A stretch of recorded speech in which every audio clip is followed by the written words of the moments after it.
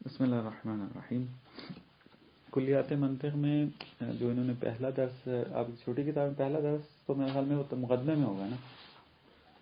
پہلا درس وہ ہے، ہاں وہ مقدمے میں ہے، وہ مرتبط نہیں ہے وہ، چونکہ انہوں نے علوم اسلامی کسے کہتے ہیں اس کی وضاحت کی ہے، منطق کے ساتھ مرتبط نہیں ہے.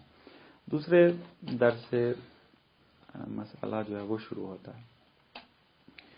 پہلا مطلب جو شہید مطہری اس کتاب میں ذکر کرتے ہیں وہ تاریخ علم منطق ہے، کہ منطق جو ہے کیسے وجود میں آئی ہے. اس میں یہ نقطہ بیان کرتے ہیں کہ علم منطق یونانی متن سے ترجمہ شدہ ہے، اور اس کا واضح اور مدون جو ہے وہ ارسطو ہے. پھر اس کو عربی میں ارسطاطالیس کہتے ہیں، کہ جو انہوں نے عربی تلفظ لکھا ہوا ہے یہاں پر ارسطو ہے. اور انگلش میں میرے خیال میں اس کا تلفظ ارسطو شاید نہ ہو، کوئی اور تلفظ شاید ہے اس کا. یہاں پر اب ایک بحث یہاں پر یہی ہے، منطق مظفر میں بھی تھوڑا سا تذکر وہاں پہ دیا ہے، وہ یہ کہ تاریخ علم منطق میں جب بحث ہوتی ہے تو یہاں جب پوچھا جاتا ہے کہ علم منطق کو وضع کس نے کیا، تدوین کس نے کیا، وجود میں کون لایا، تو نام ارسطو کا آتا ہے. لیکن یہاں پہ بزرگان تھوڑا تفقیق کے قائل ہیں. وہ کہتے ہیں کہ چونکہ ہر انسان عقل سلیم رکھتا ہے، اور عقل سلیم ہر انسان کے اندر موجود ہے، اور یہ عقل سلیم تقریباً یوں کہہ لیں، اس کا اصطلاحی نام اگر دینا چاہیں منطق والا تو وہ قواعد منطقیہ ہیں. یعنی کیونکہ عقل سلیم کے ذریعے انسان فکر کرتا ہے، اور منطق بھی قواعد فکر سکھاتی ہے، جیسا کہ تعریف کریں گے ابھی بعد میں.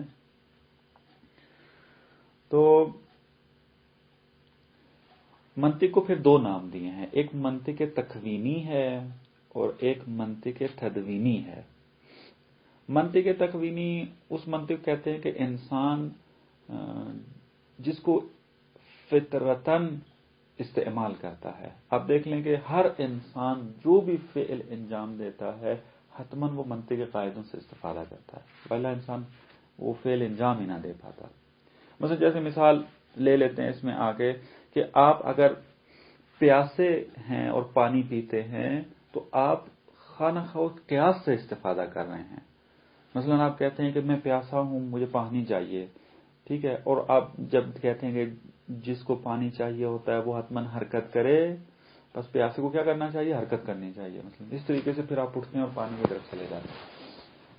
آپ اپنے ہر فعل کو جب تحلیل کرنا شروع کریں گے آپ دیکھیں گے کہ واقعاً آپ کسی نہ کسی ایک قاعدے سے استفادہ کر رہے ہیں. مثلا قرآن کو اگر اٹھا کے دیکھ لیں، قرآن کی ہر آیت کا استدلال کسی نہ کسی منطقی قاعدے کے قالب میں آ رہا ہوگا. مثلا آپ دیکھ لیں کہ لو کان فیہما آلہۃ الا اللہ لفسدتا. مثلا اس کو اگر آپ باب قیاس کے اندر جا کر دیکھنا چاہیں کہ یہ استدلال کون سے کس قالب کے ساتھ مرتبط ہے، کس قسم کے قیاس کے ساتھ مرتبط ہے، تو آپ دیکھیں گے یہ قیاس استثنائی ہے. درست ہے، قیاس استثنائی آپ کے ذہن میں ہوگا کہ مثلا وہاں پہ یہ کہا جاتا ہے کہ اگر دو خدا ہوتے تو نظام فاسد ہو جاتا، لیکن نظام فاسد نہیں ہے بس خدا ایک ہے، متعدد خدا نہیں ہے. یہ قیاس استثنائی ہے. اسی طریقے سے آپ پورا قرآن روایات کے اندر تحلیل کر کے دیکھیں، ائمہ نے جو مناظرے کیے ہیں احتجاجات تبرسی، اس کو اگر آپ جا کر دیکھتے ہیں ان میں مناظروں کو تحلیل کرنا شروع کر دیں، آپ کو منطقی قواعد نظر آئیں گے. حتیٰ پائے نامے لکھے جا چکے ہیں، تھیسس لکھے جا چکے ہیں ائمہ کے ان مناظرات میں کس طریقے سے قواعد علم منطق استفادہ ہوئے ہیں. تو لہذا چونکہ انسان عقل سلیم رکھتا ہے اور فکر کرتا ہے، خواہ نہ خواہ اس نے استدلال کرنا ہے، فکر کرنا ہے، اور وہ قواعد سے استفادہ کرنا ہے اس نے. لہذا اگر علم منطق کے بارے میں پوچھا جائے کہ منطق کی تاریخ کیا ہے تو یہ تحقیق کرنا پڑے گی کہ کس کے بارے میں آپ سوال کر رہے ہیں. منطق تکوینی کے بارے میں سوال کر رہے ہیں یا منطق تدوینی کے بارے میں بات کر رہے ہیں. منطق تکوینی وہی جس طرح عقل سلیم ہے اور انسان کے اندر موجود ہے، تو یہ تو بشر کے ساتھ موجود ہے. اس کے بارے میں تو آپ تاریخ معین نہیں کر سکتے کہ منطق کب تدوین ہوئی یا کب جو ہے وہ وجود میں آئی. جب سے انسان ہے منطق موجود ہے، کیونکہ وہ استدلال کر رہا ہے.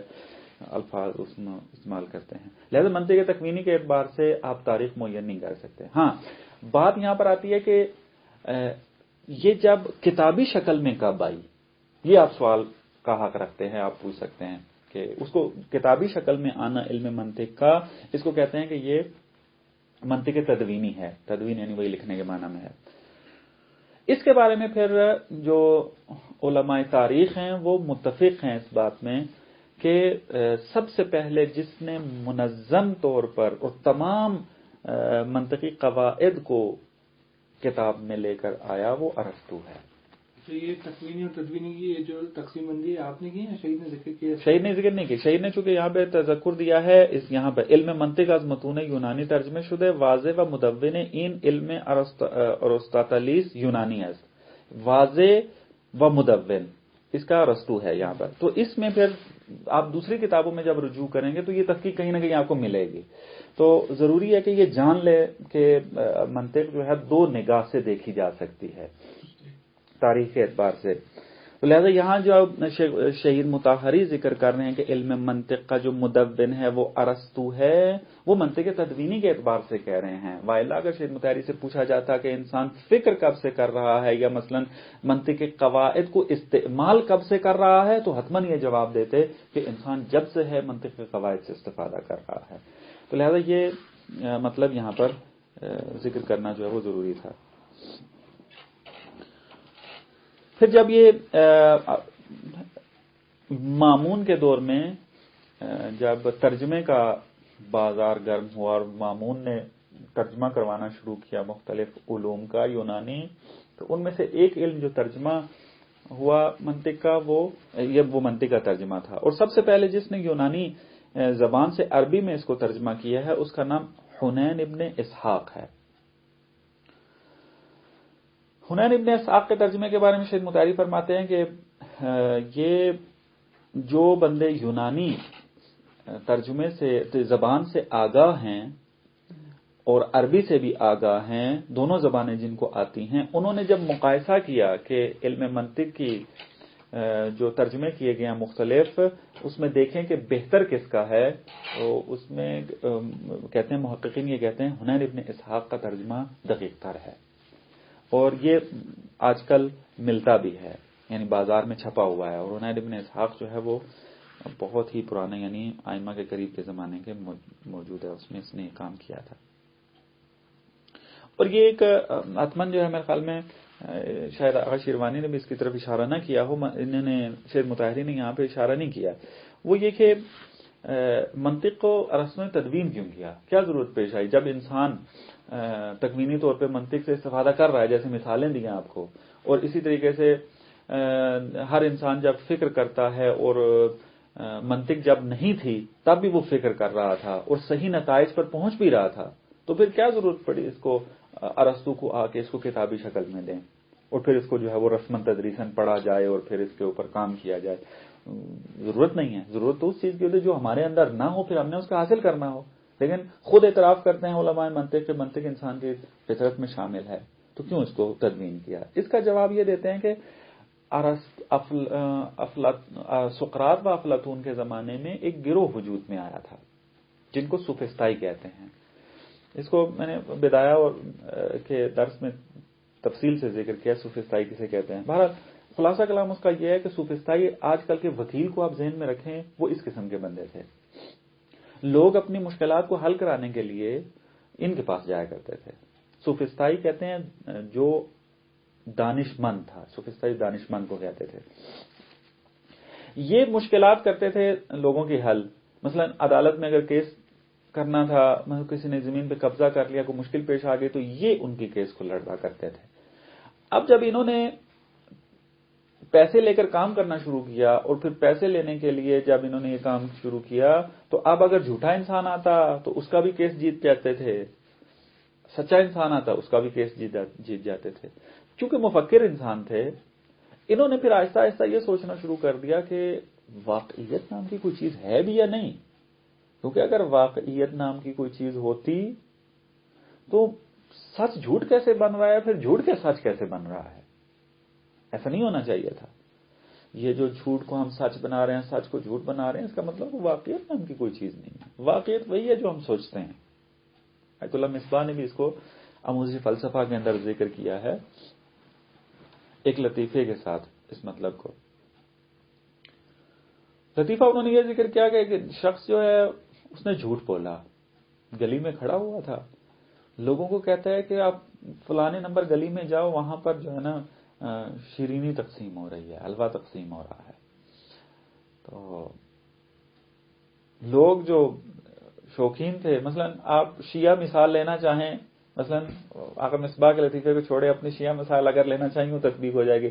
کوئی وہاں جا کے کہ فلانے گھر میں جو ہے نیاز مل رہی ہے، تو نیاز کے شوقین جو ہے وہ جاتے ہیں، فوراً انہوں نے برتن اٹھائے، اس گھر کے آگے لائن لگا لی.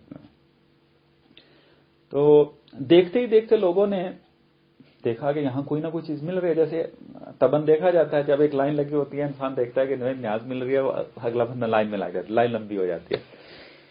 تو آقا مصباح لکھتے ہیں کہ وہ دیکھتے دیکھتے لائن اتنی لمبی ہو گئی کہ جس نے جھوٹ بولا تھا نا اس نے بھی سوچنا شروع کر دیا کہ شاید یہاں پہ کچھ چیز مل رہی ہو، تو وہ بھی لائن میں کٹورا اٹھا کے جو ہے وہ کھڑا ہو گیا وہاں پر. تو کہتے ہیں سوفسطائیوں کے ساتھ کچھ ایسا ہوگا کہ انہوں نے پہلے پیسے کی خاطر جھوٹ کو سچ، سچ کو جھوٹ بنانا شروع کیا، لیکن پھر آہستہ آہستہ خود شک میں پڑ گئے کہ واقعیت نام کی کوئی چیز ہے بھی یا نہیں. پھر آہستہ آہستہ گروہ وجود میں ہیں ان کے. بعض ایسے گروہ وجود میں ہیں کہ جو کلن واقعیت کا انکار کر دیا انہوں نے. وہ کہنے لگے کہ اصلاً انسان خواب ہے، خواب دیکھ رہا ہے، وائلہ واقعیت نام کی کوئی چیز نہیں ہے. انسان جیسے خواب دیکھ رہا ہوتا ہے، مختلف چیزیں دیکھ رہا ہوتا ہے، جیسے آنکھ کھلتی ہے کوئی دیکھتا ہے، کوئی واقعیت نہیں تھی، جو کچھ تھا میں اپنے خواب میں دیکھ رہا تھا. جب انسان خواب میں، جب انسان بیدار ہوگا تو دیکھے گا کہ جو کچھ بھی اس نے دیکھا وہ کچھ بھی نہیں تھا، بدون واقعیت تھا. ایک گروہ ایسا آیا. ایک گروہ ان میں سے نکلا کہ جو کہتا ہے نا یہ تو بہت ہی غلط نظریہ ہے کہ آپ کہیں گے واقعیت نام کی کوئی چیز نہیں، سارے انسان خواب میں ہیں. نہ، واقعیت ہے، لیکن واقعیت وہی ہے کہ جو میں ہوں، میرے علاوہ کوئی واقعیت نہیں ہے. یعنی میں واقعیت ہوں. اب آپ اور آپ کے علاوہ جتنی بھی اشیاء یہاں موجود ہیں وہ واقعیت نہیں ہے، میں فقط واقعیت ہوں. یہ ایک جسے آپ یوں کہہ لیں کہ ہیومنزم کی طرف بھی اشارہ ہے، یہیں سے نکلا ہے. بھارت تیسرا نظریہ پھر ان میں سے یہ نکلا کہ نہ، میں بھی واقعیت رکھتا ہوں، آپ بھی واقعیت رکھتے ہیں، لیکن آپ تک پہنچنے کے لیے میرے پاس کوئی وسیلہ نہیں ہے. میں خارج کے بارے میں معلومات حاصل کر ہی نہیں سکتا، میری توان میں ہی نہیں ہے. یعنی کہ آپ اور میں واقعیت ہے لیکن میں آپ کو پہچان نہیں سکتا. یعنی میں اس وقت آپ کو دیکھ رہا ہوں، لیکن آیا واقعاً آپ اسی طریقے سے ہیں جیسے میں آپ کو دیکھ رہا ہوں، یا نہ واقع میں آپ کچھ ہو رہے ہیں لیکن مجھے نظر کچھ اور آ رہے ہیں؟ کہ نہیں، مجھے نہیں پتا. یہ بہت بڑا شبہہ ہے کہ جو ابھی تک حل کر رہے ہیں مفکرین اس کو. مثلا میں آپ کی شرٹ کی رنگ کو سرخ دیکھ رہا ہوں، آیا یہ سرخی جو نظر آ رہی ہے مجھے میرے ذہن کے انفعالات کا نتیجہ ہے یا واقعاً یہ سرخ ہے خارج میں؟ یقیناً کہہ سکتے ہیں کہ خارج میں ایسے ہی ہے. ممکن ہے کسی کے ذہن کا ساختار کچھ اور ہو، اس کے ذہن کی جو پیدائش ہے وہ کچھ اور ہو، وہ اس کو کسی اور طریقے سے دیکھے. جیسا کہ مشاہدات میں ملتا ہے کہ بعض جانور رنگوں کو کسی اور صورت میں دیکھتے ہیں، اور بعض جانور ایسے ہیں کہ جو اصل رنگ دیکھتے ہی نہیں ہیں، بلیک اینڈ وائٹ ان کو نظر آتا ہے سارا. بہرحال یہ ایک شبہہ ہے ایسا کہ مفکرین نے حل کیا ہے. لیکن یوں تو کہہ سکتے ہیں کہ انسان کے درون کو جو ہے وہ کوئی بھی دقیق نہیں دیکھ سکتا. مثلا آپ کے انسان سے مراد انسان کی روح ہے، تو آپ کیا سوچ رہے ہیں اندر سے، وہ کیا سوچ رہے ہیں. ابھی یہ جو سوفسطائی ہے نا، یہ وہ مادی گرات ہے، وہ فقط ظاہری باتوں سے ساروکار رکھ رہے تھے. جیسے مثال دیا آپ کو کہ میں آپ کو دیکھ رہا ہوں، واقعیت بھی مان رہا ہوں، لیکن جیسے میں دیکھ رہا ہوں آپ واقعاً ویسے ہی ہیں، اس کے بارے میں مجھے نہیں پتا، میرے پاس کوئی دلیل نہیں. یہ آ کر تشکیکیں اس قسم کے شک کا ایجاد کرنا شروع کر. ان کو کہتے ہیں سوفسطائی. ان کے مختلف گروہ آئے ہیں. انہوں نے جب مغالطات کرنا شروع کر دیا تو سقراط اور افلاطون نے پھر ان کا مقابلہ کیا. دونوں استاد شاگرد تھے، انہوں نے مقابلہ شروع کیا، لیکن ان کا مقابلہ جو تھا وہ زبانی تھا. یعنی مناظرے کرتے تھے ان کے ساتھ، لوگوں کے شعور کو بلند کرتے تھے، ان سے بحثیں کرتے تھے، ان کو قواعد سکھاتے تھے. ایسی مجلس میں بیٹھ جانا جیسے ہماری مجلسیں ہوتی ہیں، ایسے بٹھا لینا، ان کو قواعد سکھانا کہ بچو ان سے، یہ مغالطہ کر رہے ہیں وہ مغالطہ کر رہے ہیں. اس طرح کام کرتے تھے. لیکن ارسطو نے آ کر جو افلاطون کا شاگرد تھا اس نے کہا کہ یہ تو کافی نہیں ہے کہ زبانی طور پہ ان کو سکھائیں اور کام کریں. قواعد کو مدون کر دیا جائے، کتابی صورت میں لا دیا جائے اور ہر ایک بندے کے اختیار میں دے دیں، وہ پڑھے، مطالعہ کرے، تدریساً پڑھے، ماہر بنے اس کے اندر، پھر ان کا مقابلہ خود کرے جا کر. اس نے پھر کیا کیا؟ منطق کو تدوین کیا وہاں، قواعد علم منطق کو.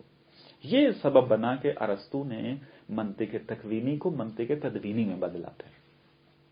وہ قواعد منطق کے اس نے یونانی زبان میں لکھے اور پھر یہ رائج ہو گئے، مختلف یونیورسٹیز میں یونان کے اندر پڑھا جانے لگا اس کو، اور اس کا رواج بہت زیادہ ہو گیا. پھر جب اسلام کا زمانہ آیا اور ترجمے کا زمانہ آیا تو منطق ارسطوئی جو ہے وہ ترجمہ ہوئی اور مسلم دنیا کے اندر بھی اس نے رواج پکڑ لیا اور پڑھا اور پڑھایا جانے لگا. اور جس طرح کہ عرض کر دیا ہے کہ حنین ابن اسحاق. اب اس وقت ہم جتنی منطق پڑھتے ہیں چاہے وہ کسی بھی مصنف کی ہو، وہ منطق ارسطوئی کہلاتی ہے. یعنی ہم جو قواعد پڑھ رہے ہیں، چاہے وہ منطق مظفر کی صورت میں ہو، چاہے وہ ہاشم اللہ عبداللہ کی صورت میں ہو، چاہے وہ شرح شمسیہ کی صورت میں ہو، چاہے منطق کی جو بھی کتابیں منطق ارسطوئی ہیں، یعنی ارسطو کے بیان شدہ قواعد ہیں کہ جن کو ہم یہاں پر بیٹھ کر پڑھتے ہیں اور اس کے ذریعے پھر فکر کرتے ہیں اور اپنی فکر کو خطا سے بچاتے ہیں اس میں آ کر. لہذا اس منطق کو منطق ارسطوئی کہتے ہیں جو ہم حوزہ جات میں پڑھتے ہیں. یہ چیز ہے. ایک مطلب یہ بیان کیا شہید مطہری نے، تھوڑا تفصیل سے اس کے آپ کی خدمت میں عرض کیا. دوسرا مطلب جو یہاں پر ذکر کرتے ہیں اس کا جواب نہیں دیتے، کہتے ہیں کہ ہم اس کو بعد میں ذکر کریں گے. وہ یہ کہ آپ کی خدمت میں بھی عرض کیا کہ جو ہم منطق پڑھ رہے ہیں حوزہ جات کے اندر، مدارس کے اندر، اس کو منطق ارسطوئی کہتے ہیں. اب یہاں پر یہ سوال دانشمندوں اور مفکرین کے ذہن میں پیدا ہوا کہ آیا منطق ارسطو کے بیان کردہ قواعد درست بھی ہیں یا درست نہیں ہیں؟ ایک مطلب. دوسرا سوال جو ذہن میں اٹھا وہ یہ کہ ہم نے منطق میں یقین کی منزل پر جانا ہے، برہان ہم نے ہنگامہ کرنا ہے، یقین منطقی چاہیے کہ برہان میں تفصیلاً جو ہے وہ عرض ہوگا اور آپ نے پڑھا بھی ہے، برہان میں علم منطق چاہیے اور یقین منطقی چاہیے ہوتا ہے. تو آیا یقین کی منزل پر پہنچنے کے لیے فقط ارسطو کے قواعد چاہیے یا نہ اس کے علاوہ بھی راہ طے کیا جا سکتا ہے؟ ارسطو بھی ہے لیکن ارسطو کے ہٹ کے بھی کوئی قواعد ایسے ہیں جو ارسطو نے بیان نہیں کیے، لیکن اور قواعد موجود ہیں، ممکن ہم اس کے ذریعے یقین تک پہنچ جائیں. اس قسم کے ایک دو سوال یہ مفکرین کے ذہن میں پیدا ہوئے. اس کا نتیجہ یہ نکلا کہ منطق ارسطو کے مقابلے میں مختلف منطقیں سامنے آئی. مثلا اس وقت تقریباً 3 یا 4 منطق وجود میں آئی ہوئی ہیں کہ جو منطق ارسطو کے مقابلے میں ہیں. مثلا ایک اس میں منطق فاضی ہے. تفصیل انشاءاللہ جب منطق ارسطو میں ماہر ہو جائیں گے تو اور فلسفہ غرب کو آپ تھوڑا بہت پڑھیں گے تو یہ منطق ان چیزوں کو پھر صحیح طریقے سے فہم کر پائیں گے. اچھا، یہ منطق غرب میں بھی یہی ارسطو کی پڑھائی جاتی ہے؟ سب جگہ اس میں بعض آپ ارسطو بھی پڑھتے ہیں اور یہ دوسری منطقیں بھی پڑھتے ہیں. اسی وجہ سے عرض کر رہا ہوں کہ یہ منطق وجود میں آئے ارسطو کے مقابلے میں. منطق فاضی ایک وجود میں آئی. دوسری منطق جو وجود میں ہے منطق ڈیالیکٹکی ہے جس کو ہیگل نے آ کر بیان کیا، اور ہیگل کے بعد پھر جو ہے وہ ڈیکارٹ وغیرہ اور یہ چیزیں ہیں اس میں. تیسری منطق جو وجود کے اندر آئی اس کو کہتے ہیں منطق ریاضی، جس کو منطق جدید کے نام سے بھی یاد کرتے ہیں اور منطق علامت کا نام بھی دیتے ہیں. اس میں ریاضی کے فارمولوں کی طرح فارمولوں میں منطق بیان کی گئی ہے. جیسے ریاضی میں فارمولے ہوتے ہیں، اب یہاں پہ تو سارا عبارات میں لکھا ہوا ہے کہ کلو انسان ان حیوان مثلا اس طریقے سے و کلو حیوان ان مثلا متحرک فضیوں کر کے آپ کہتے ہیں، وہاں پہ فارمولے ہیں، فارمولوں ہاں نتیجہ سے آتا ہے. لیکن تھوڑا سا اس کا اختلاف ہے منطق ارسطو کے ساتھ. ایک تو اختلاف اس کا فارمولوں کے اندر ہے کہ یہ فارمولوں میں نہیں ہے، وہ فارمولوں میں ہے، لیکن مبانی میں بھی تھوڑا سا فرق ہے کہ تفصیلاً جو ہے وہ پھر بعد میں چونکہ وہ فلسفہ غرب سے تھوڑا آشنا ہونا ضروری ہے وہ مطالعے کو سمجھنے کے لیے. پر منطق فاضی وجود میں آئی، منطق ڈیالیکٹکی جو ہے وہ وجود میں آئی، منطق ریاضی منطق جدید جسے کہتے ہیں یہ وجود کے اندر آئی. اس وقت جو منطق ارسطو کے مقابلے میں غرب کے اندر رائج ہے اور متعدد کتابیں لکھی جا چکی ہیں غربیوں کی طرف سے، وہ منطق ریاضی ہے. منطق ریاضی یہ ڈیالٹی جو ہے یہ ہیگل نے بیان کیا، پھر اس کے بعد باقی مفکرین نے آیا. فازی کو ایرانی مفکر ہے، اب نام ذہن سے نکل گیا ہے، پرانا ہے بہت، نام ذہن سے نکل گیا، میں دیکھ کے آپ کو بتاؤں گا. اور یہ منطق جدید بھی جو ہے وہ ان ریاضی دانوں نے ہی وجود میں لے کر آئے ہیں. لہذا اب منطق ارسطو کی مخالفت مختلف صورتوں کے اندر ہوئی ہے. بعضوں نے تو اصلاً کہا منطق ارسطوئی اصلاً فائدہ نہیں رکھتی، اصلاً ضرورت ہی نہیں ہے، بے فائدہ ہے اصلاً یہ. بعضوں نے کہا کہ نہیں، منطق ارسطو درست ہے، فائدہ مند ہے، لیکن جو ارسطو نے دعویٰ کیا ہے اس دعوے کے مطابق نہیں ہے. منطق ارسطو نے دعویٰ کیا ہم یقین کی منزل پہ پہنچنا چاہتے ہیں، لیکن منطق ارسطو کے قواعد بیان شدہ قواعد جو ہیں وہ یقین تک نہیں پہنچاتے. لہذا الگ منطق کی ضرورت ہے. پس انہوں نے پھر الگ منطق کو اختراع کیا. یہاں پر آ کر فقط شید مطہری یہ بیان کرتے ہیں، فرانسس بیکن، ڈیکارٹ، انہوں نے منطق ارسطو کو بہت زیادہ نقد کیا، اس کو باطل قرار دیا، حتیٰ کہا کہ اصلا اس کا کوئی فائدہ ہی نہیں ہے. اور پھر کہتے ہیں کہ بلکہ 3 قرن تک، 200 سال تک منطق ارسطو غرب کی دنیا سے ختم ہو گئی، یکم رنگ ہو گئی انہی کے اشکالات کی وجہ سے، فرانسیسی بیکن کے، ڈیکارٹ اور جیسے ہیگل وغیرہ ان کے اعتراضات کی وجہ سے. لیکن کہتے ہیں پھر آہستہ آہستہ اس نے اب دوبارہ اپنا مقام حاصل کرنا شروع کر دیا کہ جب دفاع کرنا شروع کیا جو منطق ارسطو کے قائل تھے. تو شیخ مطہری کہتے ہیں کہ ہم اس کا جواب اور ان کے اشکالات کو باب قیاس میں ذکر کریں گے، چونکہ زیادہ اصل منطق جو ہے وہ باب قیاس ہے، باقی تو تقریباً مقدمات ہیں، تعریف ہو گئی، قضایا کی اقسام ہو گئی، وہ ساری وہ مقدمہ ہے اس لیے کہ ہم باب قیاس کو سمجھ سکیں. اس کی جو 4 شکلیں بناتے ہیں، پھر برہان کا مرحلہ شروع ہوتا ہے، وہ اصل میں منطق ہے. تو جنہوں نے منطق ارسطوئی کے اوپر اشکالات کیے ہیں انہوں نے باب قیاس پر اشکالات کیے ہیں. یہ جو باب قیاس کے قوانین ہیں، یہ قیاس کے قوانین جو ہے وہ درست نہیں ہے، یا اس قسم کی مختلف جو ہے وہ اعتراضات ہیں. تو شیخ مطہری کہتے ہیں کہ ہم اس کو وہیں جواب دیں گے. تو ہم بھی انشاءاللہ جب وہاں پہنچیں گے تو اس میں تفصیلاً عرض ہوگا کہ ان کے کیا کیا اعتراض تھے، پھر ان کو کیسے جواب دیا جا سکتا ہے، وہ شیخ مطہری نے یہاں پہ بیان کیا ہے. اس میں پر یہ ایک اس پیرے میں چند مطالب یہ والے اس میں بیان ہوتے. تعریف علم منطق اس میں یہی بیان کرتے ہیں، نیچے عربی میں انہوں نے لکھا ہوا ہے کہ ساری تقریباً منطق جو ہے وہ یہی اس کی ملتی جلتی تعریف کرتے ہیں کہ آلۃ قانونیۃ تعصم مراعاتها الذہن عن الخطأ فی الفکر، کہ منطق جو ہے وہ ایک ایسا آلہ ہے کہ جو کلی ہے، قانون کی حیثیت رکھتا ہے. اب یہاں پہ انہوں نے مثال دیا قانون کی. قانون کسے کہتے ہیں؟ قواعد کلیہ کو. اور یہ قانون معیار و مقیاس ہوتا ہے. آپ کیا کرتے ہیں، ایک چیز کو جب مقایسہ کرتے ہیں کہ یہ درست ہے یا درست نہیں ہے تو ایک مقیاس کی ضرورت ہوتی ہے.